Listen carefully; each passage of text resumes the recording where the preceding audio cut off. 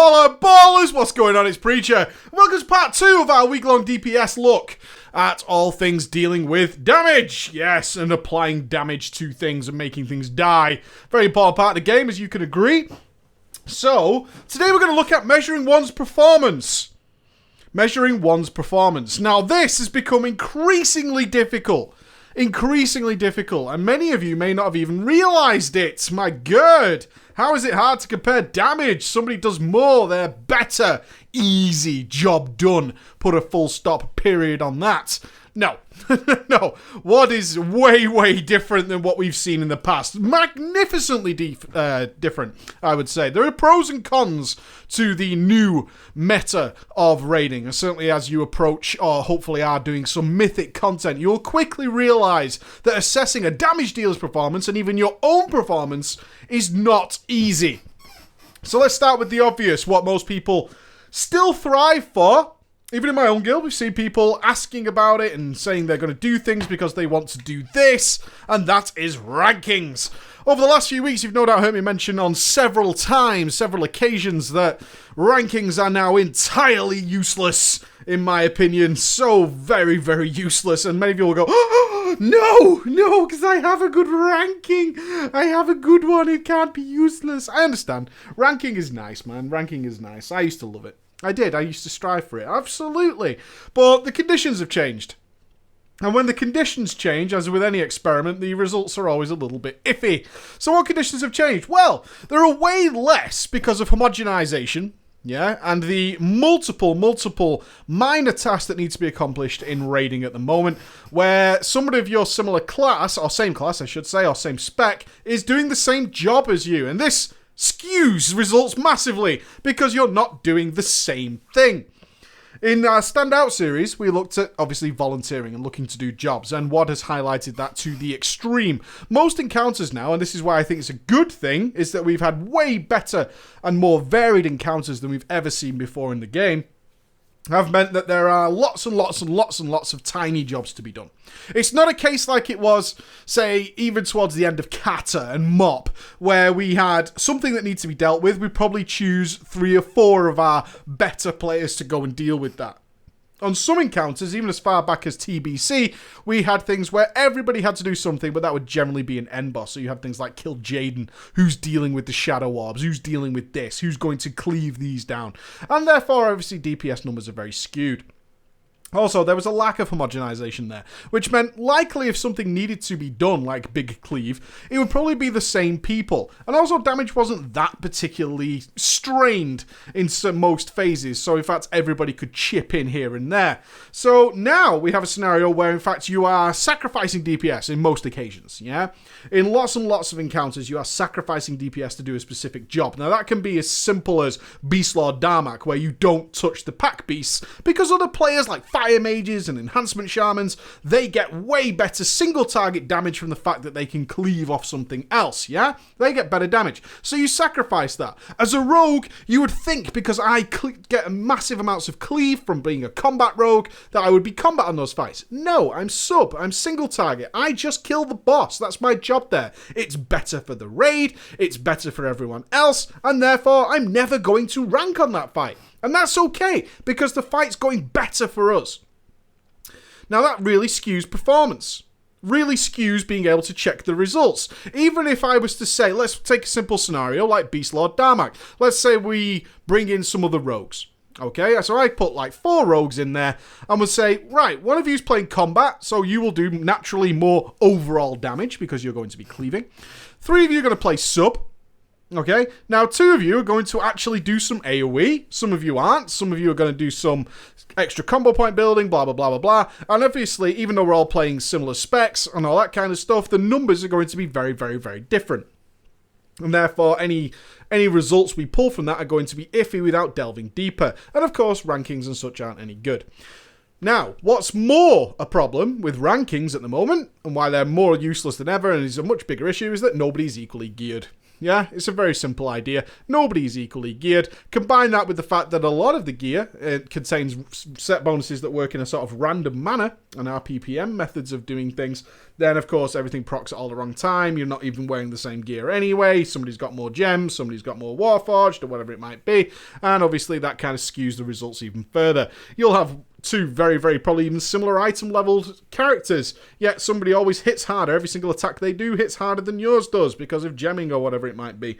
And therefore you have this weird discrepancy that means rankings are no good. So we can't look at something like a flat ranking anymore. Can't be done. Jobs are different, gear's different, just doesn't work. What about a DPS meter? Now, this is always going to be a controversial point, but I would attest and argue, and I would stand the ground, that the damage meter is currently about as useful as a condom in the Vatican. It is absolutely pointless. It does not make any sense anymore. Why? Well, certainly SCADA. Okay, let's take SCADA. Most of us use SCADA. I use SCADA, and I will guarantee now, if it wasn't for the case that I produced content where a lot of my viewers want to see damage on a damage meter, I would not even have it installed anymore. It's a waste of memory, in my opinion. And SCADA, although it's low memory, isn't really got the functionality for me to pull the information I want to have. Because of what we talked about earlier, with all the random smaller jobs and all that kind of stuff going on, then an overall damage of an encounter. Now, bear in mind here, I'm saying overall damage of an encounter, of a pull, not overall as in the overall of everything you've ever recorded, is still way pointless. Still way, way pointless. Why? Even people of the same class and spec are doing different jobs all the time, have different priorities. There are different things going on. Couple of easy examples again. Iron Maidens, let's say 2 enhancement shamans. One is going up on the boats, one isn't. One has to save his cooldowns until he goes up on the boat, the other does not. So you have these 2 specs where they're doing vastly different things and their priorities and ability usage is vastly changed. As we talked about in video number 1, timings and preparing for certain parts of fights is a big part of doing good damage and killing the boss. So that changes that dramatically. Can't even compare there. Same with any other fight like Blast Furnace. Perhaps one side gets Felspar, the other doesn't. Therefore, they have significantly more damage going on and less downtime, more adds to cleave, all this kind of stuff is going on. Let's say again, Blast Furnace, one of us has had to respect a single target for Primal Elementalists, and therefore, compared to somebody else, we're doing way less damage, even if they're the same spec and similarly geared. Now, in most encounters, this is magnified because those are 2 very, very simple encounters, are 2 very simple ideas, but in most encounters, besides something as silly as Gruul, then we're actually doing that on multiple occasions with everybody in the raid. As I said, most people have some kind of small minor job. There are very few fights left that are just straight up derp DPS, and therefore everybody's doing different things at different times, and that's going to skew your results. That also means that an overall damage meter is very misleading. Very misleading. One thing that I've seen in my email inbox over the last month or so is new members joining guilds, so note here to raid leaders, and those people being promoted because they do more damage. And therefore they must be better. And we've had people who have purposely sacrificed their damage on various fights in order to do better boss damage and ensure that boss dies. Some derpy comes in with the same spec and class and does way more damage. But that was much more useless damage, yeah? They might have significantly more pack beast damage, and the boss damage is way lower. But if we look at a damage meter, it would indicate to the casual mind that that person is doing better. I can show you screenshots of various logs of various kills, and we'll all be having similar specs, similar classes, and you will say, oh, well, there's 2 mages there. One is higher, that mage is better. And that is how we used to look at things, but it doesn't work that way anymore, unfortunately, for the reasons I've already explained. And that makes it really difficult, especially for raid leaders. Especially for raid leaders, because every time you look at somebody's performance on a pull-by-pull basis, you have to look at what are they actually attacking? When are they attacking it? Are they doing the same job as the other person? We'll take Blast Furnace from my guild's example. We have one mage who thins out security guards. Guess what? He does way more damage. Why? He's constantly spreading combustions over huge amounts of security guards. He'll do way more damage than our other mage who is focused on other things. So I could show the average player a printout from that kill, and they would look at it and say, well, there's 2 mages there, so that one is better. No, it just doesn't work that way. No good. So if your raid leaders are certainly bringing in players and going, hey, your damage is good because it was more than our ordinary raiders, or it was just high in general, that's no good. And you can easily be bringing in DPS whores. DPS whores are no good to your raid. They might sound good. It might sound good to have somebody who crushes the damage meter. But in this current WoD environment, more so than ever, that's no good. Because Blizzard has been very, very cool about giving you very different priorities in fights all the time. And misleading you by giving you lots of extra things that you can damage, but will be detrimental to your boss kill if you were to thin your ordinary damage out onto these extra things that ordinarily don't actually need to die and aren't very much a big threat anyway. And in most cases, somebody else is better at it and can gain more benefit from it as well. My advice to you on assessing your personal performance is it's not easy and you're going to have to be very careful. And not only that, you're going to have to make your raid leaders very aware. Now, you might be in two camps here, or one of two camps. You might be somebody who is using the damage meter as a bit of a crutch and like, look at all the extra deeps I'm doing. Let me tell you a story about something horrific I did to earn a ranking once. Magmar Heroic. Yeah, Magmar Heroic. Frost DK. My job when Magmar hit that dirt was to hit his exposed heart like a freaking freight train. Anybody who ever did this fight will know that you usually had one player who would kite little worms, little spawny worms, and they would kite them in a big goddamn circle. What you'd end up with is a hell of a lot of worms slowly crawling around the area. Did I fire off an occasional cheeky howling blast onto those worms? Abso-fucking-lutely. Was it an absolute waste of damage? Yes. Yes. It was useless to the kill. It was useless to our progress, but I did it. Why? Because I was still of the opinion that DPS rankings matter. And if my name is in lights, my guild will think more of me. My guild will be happier. My guild will go, ooh, you got a rank 1 there. Yes, I did. I'm the best in the world at not helping you kill this boss as effectively I could be. Ha ha ha ha ha. Drink in as I see that shiny number 1 next to my name. Yeah? This is the kind of idea that is in pretty much every WoD encounter. And it baffles me to think of how many WoD encounters can't be played in very different manners depending on your guild. It's not new. If we even look back as far as Dragon Soul and the infamously horrendous boss that was the blistering back of Deathwing, then we'll know, and many of you will know if you ever did it, is that Blizzard gave you millions of tiny little slugworms that you could cleave and AoE, and if you were good at AoE, my god, you did so much damage. Yet they were totally pointless to most of the fight. Oh god, they were just a waste. They were just big blocks of health that could die and respawn and come back and do it all over again. All that really mattered was the tendon damage. Did you manage to strip the armor plate off his back? And it's when your guild started failing that they started going, whoa, whoa, whoa, whoa, whoa. Dickhead, why is your tendon damage really bad? I don't give a shit that you're top of the damage meter. You appear to be blowing cooldowns on absolutely useless stuff and not killing what needs to die. Now, that was a whole encounter. In WoD, we have that in an ever-changing environment. As the fights get harder, the priority list shifts significantly on a moment-to-moment basis. In summary, damage meters, honestly, guys, I don't know what good information you can pull from that, unless you're using significantly modified SCADA or recounts, which is pretty good, although a bit of a memory hog for some. Then you have this situation where you have to break it down. You have to look individually at mobs. You have to really, really break down what you're doing. I would love to see that ranking systems that say things like, you know, the Primal Elementalist. Who was the ranking on the Primal Elementalist? And that would really promote better gameplay in most players from a wide margin, instead of being mad cleave and being tempted to blow big cooldowns to do damage that's not really helpful. Instead, to be looking at focusing on targets. But it's far too difficult to do, and would be sort of...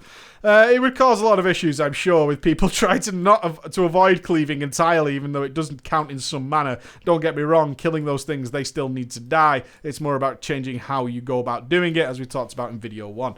So how do you assess your player performance? How do you do that? As you can see, the two simplest methods, which would be a basic World of Logs overview or a basic damage meter overview, are practically pointless at this stage of the game. And again, I stress, it's better for it. We've had far better encounters, far more dynamic encounters come out of this. And this is why, and you can't have one without the other, I think is the main issue to take away. You can't have one without the other. You can't have very interesting, very dynamic encounters while still being able to draw results from a very simple overview. The fact of the matter is, it's not easy. No longer can you simply compare yourself on something like a logs ranking. You can't do that. And unless you are in a decent guild where everybody's playing the same thing and everyone's doing the same task, certainly of the same class, then you can't really compare yourself in-game either. So that leaves you with this weird situation where, for many, the lower down you go, is how good are you really doing? Are you doing good? Are you doing well? Are you performing the best you can be? And it's so incredibly difficult at the moment to actually work that out. If you're genuinely serious about it, you need to be doing things like going to Warcraft logs or World of Logs or whatever it is that you use and start really drilling down and then opening other people's World of Logs and seeing what those guys are doing. And you are going to run into the issue where, and you'll probably realize as much as I have in the research I've done behind this, is that you will check, say, the top kills because they're the easiest to find, and you'll click on somebody who's your class and spec and realize they were doing an entirely different job to you, and therefore you can't compare yourselves to them. Right? You have to look at specific portions of fights and find out where you're going to do well. What I can say to you is that in most cases, the way WoD is designed is that in terms of the class, is that there's a very nice way of playing and you'll know it when you hit it, and it's all working out quite well. Trying to draw specific numbers at the moment is really hard, which is why I think contributes somewhat to guilds thinking they're doing quite well. You know, damage is quite high, their players are ranking, yet bosses aren't dying. What I'm saying to you is you need to be the guy, whether you're a guild master or you're just an average DPSer, who is assessing this information. Get live logs going, very easy to do, and checking back on what actually needs to die in this fight. Knowledge is the biggest advantage you can have. Accurate knowledge. Not knowledge you half-arse know. Nothing worse than a guy who knows a bit of an encounter and starts commenting on things that he's not quite sure about. Don't be that guy. Learn what are your priorities here. As a DPS, your priorities need to be set in stone. So every time you change from mob to mob, you know you're doing the right thing. And then you need to be assessing on a guild basis, on a pull-by-pull basis, who is following the priority system, are they supposed to be, and how is that reflective of the raid. Ultimately, you want to be able to assess your personal performance as best you can. And with the way things are, if you're, I would even go as low as the top 80s. If you're in the top 80th percentile most of the time, you're doing all right. You're doing okay. But you need to be checking on a guild on a moment-by-moment basis, on a wipe-by-wipe basis, checking what needs to die. Is this a fight where Elementalist needs to die? What's the Elementalist damage there? Okay, we've got 2 or 3 Hunters or 4 Mages or whatever it is. Why is there such a huge damage gap there? What's this person doing? He's not being effective. Let's look at fights like Darmok and see what's going on there. Those fights highlight the issues that I'm talking about very, very easily. Very, very easily. But it's not easy, guys. It's not easy, and you're going to have to drill down. You're going to have to spend some time really hammering the numbers, researching what other players are doing. Are they of similar gear? And you can see how difficult and off-putting this is.